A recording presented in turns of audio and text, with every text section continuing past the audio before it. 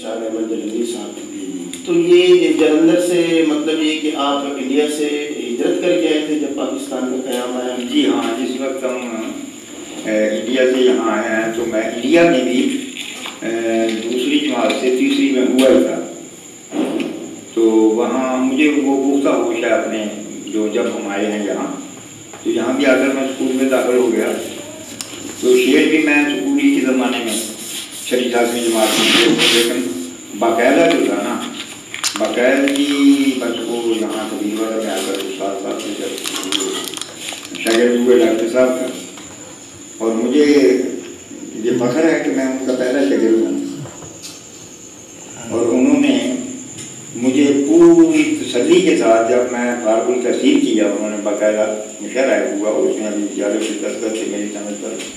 اور وفا آزادی کے یہاں کے جتنے بھی شاعر تھے حمید نور صاحب سب نے انہوں نے مشاعرہ کیا، اس نے مجھے فارغ التحصیل کیا کہ آپ ابا، یعنی یہ تو میں نہیں دعویٰ کرتا، انسان جو ہوتا ہے وہ یعنی علم ایک ایسا سمندر ہے جسے عبور نہیں کیا جا سکتا، لیکن پھر بھی جو کچھ مجھے اپنے استاد سے ملا پھر بھی بہت کچھ ملا، اور مجھے آج دوسری جگہ کہیں بھی انشاءاللہ یہ نہیں میں کہتا کہ میں بہت کچھ جانتا ہوں، لیکن یہاں تک مجھے اعتماد ہے اپنے آپ پہ کہ کوئی انشاءاللہ جو نقال ہے نا وہ کم ہی میرے وہ فنی نقطہ نگاہ سے میرے شعروں کو جو ہے وہ اس میں تنقید کرے گا، کیونکہ یہ ایک شاعری بھی ایک سر اصل میں شاعر تو قدرتی ہوتا ہے، ایک سوال نکلا ہے بیچ میں ہی، لیکن استاد شاعر بناتا نہیں، شاعر تو اللہ تعالیٰ کی طرف سے ہی ہوتا ہے، لیکن اس کے جو قواعد و ضوابط اساتذہ نے مطلب ہر فن کے قواعد و ضوابط ہوتے ہیں، مصوری ہو موسیقی ہو، تو وہ جو اساتذہ نے مقرر کیے ہوتے ہیں ان پہ جو ان قواعد و ضوابط میں رہ کر شاعر جو شعر کہتا ہے، دراصل شاعر لوگ جو آنکھوں والے ہوتے ہیں، نقاد ہوتے ہیں، وہ بالکل مانتے ہیں۔ اس کا مطلب یہ ہوا کہ شاعر جو ہوتا ہے وہ بائی برتھ ہوتا ہے، ہاں جی، جینیٹکلی ہوتا ہے، ہاں جی، تو استاد جو ہے وہ اس کی نو طلب کو سیکل کرتا ہے، اسے نکھارتا ہے۔ اچھا، بیدل صاحب کے شاگرد آپ بھی ہیں، تو آپ نے جیسے بتایا کہ ان کے سینکڑوں شاگرد تھے، انہیں یہ شرف حاصل ہے کہ سینکڑوں ان کے شاگرد تھے، تو آپ ہمیں کچھ شاعروں کے ایسے شاعروں کے نام بتائیں گے جن نے ملکی سطح پہ بین الاقوامی سطح پہ اپنا نام کمایا ہو اور بیدل صاحب کے قدم اضافہ کیا؟ دیکھو میں انہی شاعروں کو آپ سامنے چند شاعروں کو انہی کا نام پیش کروں گا جنہوں نے انہیں تسلیم کیا، اور جو لوگ انہوں کو تو ہمارے سامنے یہاں اپنے 7 سال تک اکٹھے رہے ہیں، سلیم کوثر صاحب بھی انہیں ہمارے ساتھ ہی ان کے وہ بینچوں میں بیٹھتے تھے، اور یہاں کے بھی سارے لوگ جو ہیں وہ بھی ان کے ساتھ بیٹھتے تھے، جو جن لوگوں نے تسلیم کیا نا باقاعدہ ان میں سے اکثر شمار ہے، شکیل سروش ہے، آصر ناصر ہے، بشیر ناصر ہے، ناصر بشیر، اور اس کے علاوہ یہاں مجھے ان کا نام بھول گیا، ملتانی خانوال میں رہتے تھے، بہرحال وہ جن لوگوں نے نام صادق راہی ہیں وہ ایس او کرنل ہیں، ہاں جی، عہدے میں بڑے بڑے عہدے میں بھی گئے وہ ان کے شاگرد جنہوں نے تسلیم کیا انہیں استاد کو، باقی بے شمار تھے جنہوں نے تسلیم نہیں کیا، ہمارے سامنے سیکھا بھی اور اس کے بعد تسلیم بھی نہیں کی۔ اور اس میں ہم نے یہ بھی سنا ہے کہ کبیر والا کے 2 مشہور شاعر شخصیات جو یہاں جنہوں نے نام کمایا، اور ان میں سے ایک نے تو صدارتی ایوارڈ بھی حاصل کی، اور جناب خادم حسین رضوی صاحب اور بابا طالب حسین بٹالوی صاحب، کیا یہ دونوں شاعر حضرات ہیں یہ بھی جناب محترم بیدل صاحب کے شاگردان میں سے ہیں؟ رضوی صاحب نے تو خود تسلیم کیا ہے، ایک کتاب ہے زر خواب، نہیں زر خواب نہیں، وہ دوسری کتاب ایک چھپی تھی مقصد شعراء کا کلام، اس میں انہوں نے خود تسلیم کیا تھا، لیکن بعد میں وہ کہتے رہے ہیں کہ نہیں جی میں نہیں ہوں، کہ میں جانتا نہیں، یہ ہے وہ ہے، وہ کتاب یہاں دوستوں کو پتہ ہے، اس میں انہوں نے پڑھا ہے، کبیر والے وہ لوگ جانتے ہیں، اس کتاب کا نام مجھے بھول گیا ہے، تو اس میں قائم رضوی صاحب نے خود تسلیم کیا۔ باقی یہ بٹالوی صاحب ہیں جو طالب صاحب ہیں، انہوں نے تو نہ ان کو تسلیم ہی کیا، نہ انہوں نے مجھے یہ بتایا تھا کہ یہ بھی میرے شاگردوں میں ہیں، نہ انہوں نے کبھی کہا تھا۔ ہاں، تو نہ یہ کہتے ہیں کہ میرا کوئی سوال ہے۔ اچھا، اس عرصے کے دوران ڈاکٹر عبید الحلوی صاحب کے ساتھ ادبی اور ادب سے غیر متعلقہ لوگ جو تھے،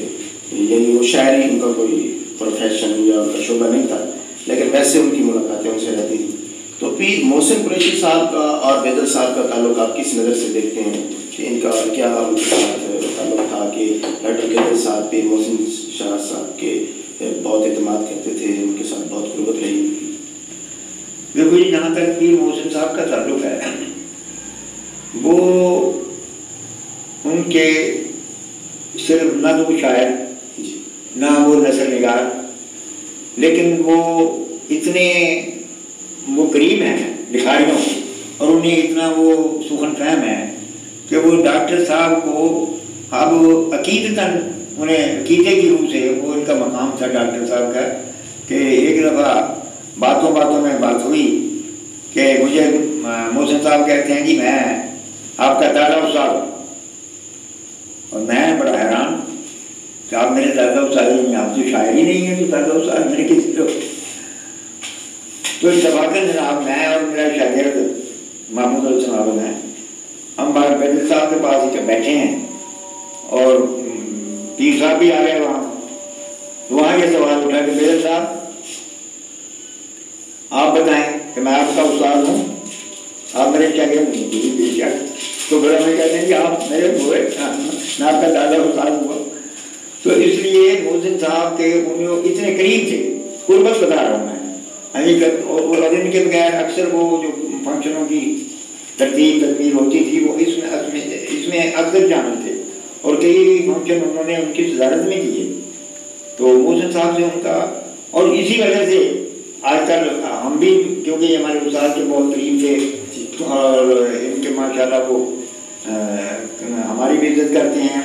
اور بہت لکھاریوں کے، بلکہ ایک دفعہ اس دن سے وہ انہوں نے ہمیں بتاتے رہے کہ ڈاکٹر صاحب کا میں ایک راز لیے، کیونکہ وہ رازدار بھی تھے، باتیں ان سے راز کی کہہ لیا کرتے تھے، کر لیا کرتے، مجھے تو پتہ بھی نہیں تھا کہ جی میں ایک راز لیے کرتا ہوں، میں ایک راز لیے کرتا ہوں۔ 8 سال سے ہمیں یہ تجسس میں ڈال رکھا۔ تو بس میں کہ ڈاکٹر صاحب نے مجھے بتایا تھا کہ میرا جو ہے نا، میرا جانشین کون ہے میرے بعد، یعنی میرے مقام کو، یعنی کون اس سلسلے کو جاری رکھ سکتا ہے، تو وہ پھر اس پرسی پہ اپنے اظہار کیا جناب پیر محسن۔ تو پیر محسن صاحب سے میں اس لیے سب لوگوں نے یقین کر لیا کہ پیر محسن صاحب صحیح کہہ رہے ہیں، اس میں شک نہیں کہ جنگلی صاحب کی کوئی اتنی بڑی شخصیت تو نہیں ہے کہ جس کے دانش میں کسی وجہ سے محسن صاحب ان کے مجامل کر رہے ہو، یہ حقیقت ہی ہے۔ اچھا، وہ راز آپ ہمیں بتائیں گے کہ پیر محسن؟ ہاں، کہ پیر محسن صاحب کہا کہ انہوں نے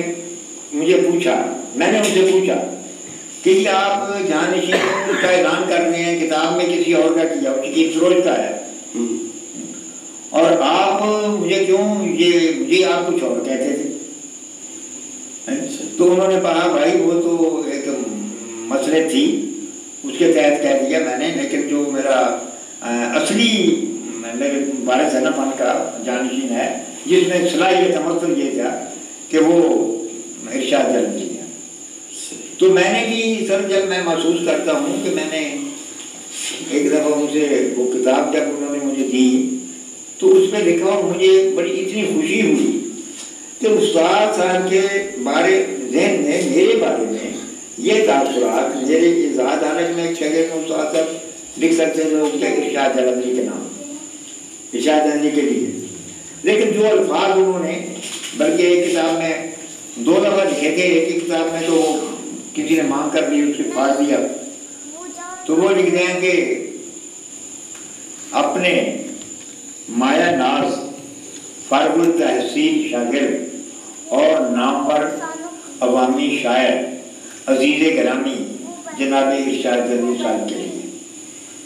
تو جب وہ اس میں خطاب ایک استاد لکھتا ہے شاگرد کے لیے، تو ان کی عقیدت اور ان کے لیے شعری صلاحیت پہ اعتماد انہیں، تو مجھے مجھے بڑی خوشی ہوتی ہے وہ الفاظ پڑھ کر۔ اچھا جی، بلال ارشاد جلدی صاحب کچھ آپ کے بارے میں کہ آپ نے باقاعدہ شاعری کا آغاز کر کے؟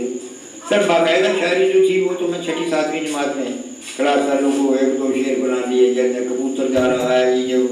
مرغا ہے، ویسے ہی یعنی وہ جو شعری صلاحیت تھی نسل کے تھے وہ اس میں مجھے مجبور کرتے تھے لوگ کو کبھی بنا کر، اور کبھی اس طرح بھی ہوتا تھا کہ ایک نظر آتا گئی ہے جناب اس کو توڑ پھوڑ کر اپنی بنا کر بھی بنا دیا، یہی منظر ہوتا تھا۔ لیکن باقاعدہ شاعری سر میں نے کیا نہیں، وہ 60 میں باقاعدہ شعر میں کہنے شروع کر دیے، لیکن اس میں بھی استاد نہیں پکڑا تھا، اصطلاح ضرور تھی کہ کوئی نہ کوئی رابر مل جائے۔ اور یہ میری خوش قسمتی ہے کہ میرے استاد یہاں مجھے مل گیا کبیر والا میں، شاید جو میں کھانے والے تک بھی ہوتے تھے کھانا کھانا میرا جہاں میں روز آدمی دیتا تھا، اور میں نے پھر باقاعدہ شاعری جو ہے ان کی وہ شاگردی کے بعد شعر تو میں نے پہلے بہت کہے ہوئے تھے، لیکن احساس یہ ہوا کہ ان کو دوبارہ نظر ثانی کی تو وہ بات نہیں تھی جو استاد کے بعد۔ اچھا، یہ